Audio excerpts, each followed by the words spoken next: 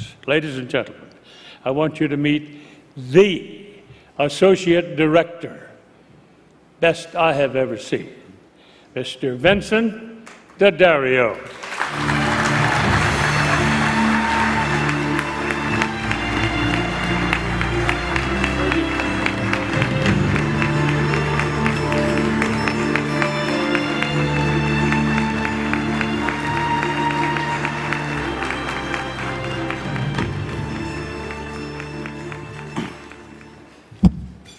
Thank you, Keith. And my express gratitude to my fellow Guild members and President Barclay. When I started my career 48 years ago as a page at ABC here in Hollywood, one of the first things that I became aware of was my deep appreciation for and my love of television, especially live television. I discovered quickly about our Guild and specifically the duties of associate directors. And with all my heart, I spent as much time as I could studying and observing this exclusive craft. When my opportunity came in 1969, I was ready. I eventually did some late-night comedy shows. Then in 1974, I became the associate director on American Bandstand. And 2 years later, I was off to New York and Roone Arledge's ABC Sports. Working all those years with ABC Sports was as exciting as a job can be. In fact, it was more than a job. It was a passion. I traveled the world, Russia, China, East Germany while the wall was still up, Cuba, Australia, Japan, Hong Kong, and all throughout Europe. 6 times to the Tour de France. And I've always said that I have been to many more little towns in France than I'll ever be in the United States. 20 Indianapolis 500s, 6 Olympics, 3 Special Olympics, the America's Cup, Monday Night Football, college football, and many assorted events for a wide world of sports. So many miles, so many months on the road. You know, I still occasionally wake up in the middle of the night counting backwards from 10. And then there are the announcers who became close friends. Such wonderful, talented men.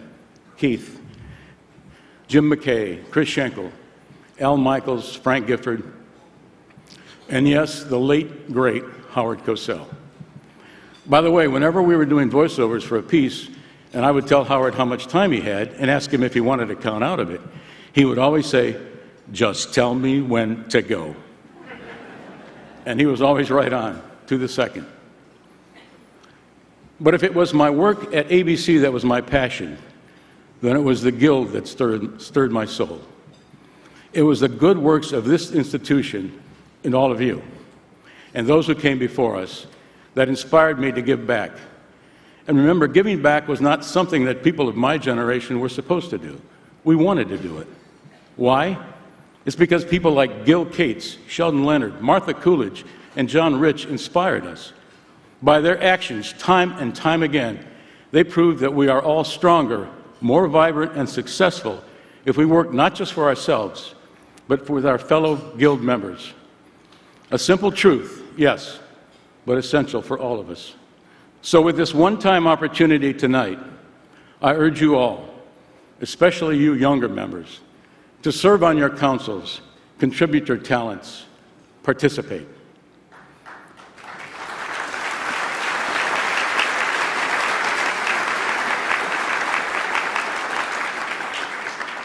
If the Guild was my second family, then there are my immediate loved ones whom I wish to acknowledge. They endured my absences and showered me with all that a man could want upon returning home. First, my beautiful daughter, Laura, who is here with me tonight. Thank you, honey.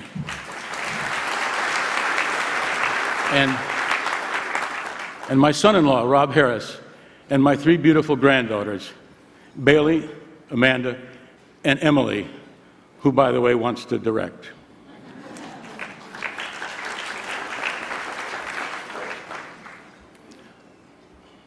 Finally, I dedicate this award to my wife of 47 years, Karen Dilly DeDario.